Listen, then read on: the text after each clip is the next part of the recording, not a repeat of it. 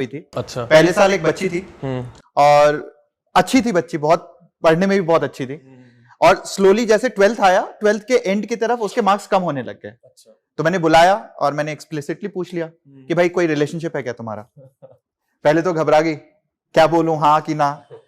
मैंने बोला देख, एक ही रीजन है तेरा नंबर नहीं आ रहा है, वो है रिलेशनशिप। तो फिर थोड़ी देर के बाद सोच समझ के उसने बोला कि सर एक बॉयफ्रेंड है मेरा, अच्छा।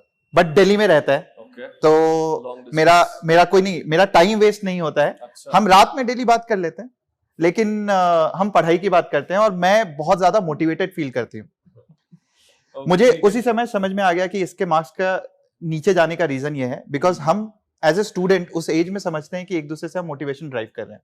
ये तो है। इनफैक्ट सीजन में भी दिखाया कि हमें लगता है कि हम सिलेबस कंप्लीट कर रहे हैं, बट एक्चुअली ऐसा होता It feels like a support system. It feels like a support system but it is not that.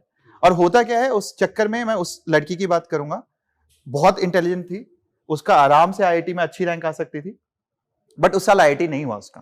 अच्छा। और वो दिल्ली में एक एनएसआईटी कॉलेज, एनएसआईटी गई थी वो। हाँ, तो वहां पे उसने कॉलेज ज्वाइन कर लिया। बट जैसे ही उसका आईआईटी नहीं हुआ, शी रियलाइज्ड कि जो मैं बोल रहा था उसका मीनिंग है, क्योंकि उस समय उसको समझ में नहीं आया था जो मैं बता रहा था। वहां से उसने फोन किया कि sir I have actually broken all the relationship, now I will concentrate, I want to go into IIT, but चूंकि पेरेंट्स चाहते हैं कि मैं एनएसआईटी में रहूं तो यहाँ तो वहां पे भी करना पड़ा। अच्छा। फिर उसने एक साल मेहनत करी, उसकी 600 रैंक आ गई। 600 रैंक आई थी उसकी। So she had huge potential. अभी भी I mean she is in US right now. एक इंटरेस्टिंग स्टोरी